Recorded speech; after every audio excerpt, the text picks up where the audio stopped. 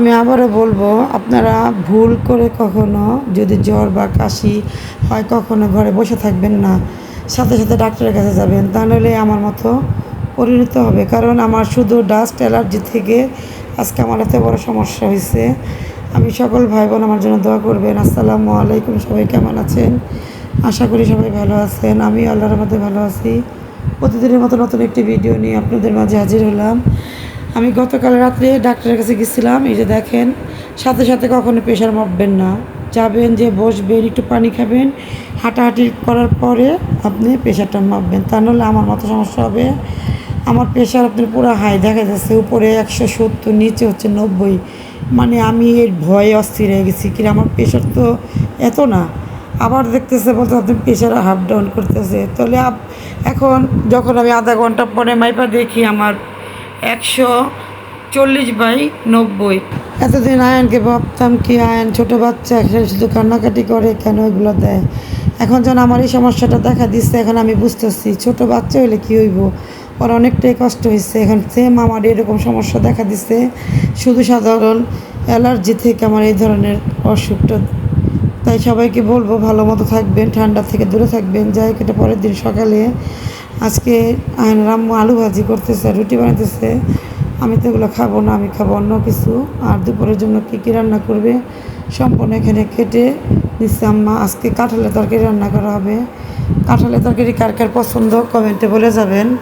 আপনারা যখন কাঁচা কাঁঠালটা কাটবেন, প্রথমে হাতের মধ্যে একটু লেবু বা সরিষার তেল মেখে নেবেন, আর সামান্য পানির মধ্যে হলুদ দিয়ে নেবেন। এতে কাঁঠালের কালারটা সুন্দর থাকবে, তা না হলে কালো হয়ে যাবে। আমার আম্মা এভাবে কাটে সবসময়। বাসায় যদি আপনাদের আটা বা ময়দা থাকে একটু হাতে মেখে নেবেন। ফাইনালি যে কাঁঠালগুলো সিদ্ধ করে নেবে। কিছু কাঁঠাল রান্না করবে গরুর মাংস দিয়ে, আর কিছু মাংস রান্না করবে আলু দিয়ে। বেশি বড় হয়ে যায়, তাই এখানে আম দিয়ে ডাল রান্না করতেছে। সবসময় চেষ্টা করি একটা তরকারি ফুল দেওয়ার জন্য, কারণ বেশি যদি ভিডিওটা বড় করে ফেলি, এখনকার ভাই বোন বেশি ভিডিওটা দেখে না। অনেকে ভিডিও কী করে আপনার পুরাটা না দেখে সাথে সাথে কমেন্ট করে, দেখা যায় ওনারও পেজের 12টা বাজতেছে, আমারও পেজের 12টা বাজতেছে। যাই হোক, এখানে ভালো করে মূলা ভাইজা নিছে। ভাইজা এখন হালকা মশলা দিয়ে মূলাটা কষিয়ে নেবে। কষানোর পরে ঝোলের পানি দিয়ে মাছ দিয়ে দিবে। মাছ দেওয়ার পরে বলক উঠে গেলে বেশি করে ধন্যবাদ নামিয়ে নেবে। তাই আমি আবারও বলবো, যাদের ঠান্ডার সমস্যা থাকে, ডাস্ট অ্যালার্জির সমস্যা থাকে, আপনারা বাইরে গেলে মাস্ক পরবেন, গরম পানি দিয়ে, হালকা গরম পানি দিয়ে গোসল করবেন। আর সবসময় আপনার এলাচি, দারচিনি, আদা দিয়ে আপনার গরম পানিটা খাবেন, এতে আপনার জন্য ভালো। আর বাসা যদি কারো ঠান্ডা লেগে থাকে তাকেও খাওয়াবেন। তা না হলে আমি যেভাবে আপনার অবহেলা করছি, তাহলে আমার মতো এরকম বড় ধরনের সমস্যায় পড়বেন।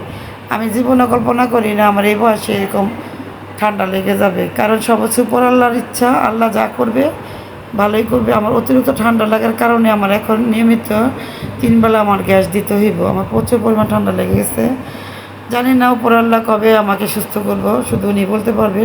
তাই আজকে দুপুরে কী কী রান্না করলাম সম্পূর্ণ ভিডিওর সাথে শেয়ার করলাম। অনেক কথাই বললাম। তো আজকের ভিডিওটা এখানে শেষ করব। সবাই ভালো থাকবেন, সুস্থ থাকবেন, ভিডিওটির পাশে থাকবেন, লাইক কমেন্ট শেয়ার করবেন। আসসালামু আলাইকুম।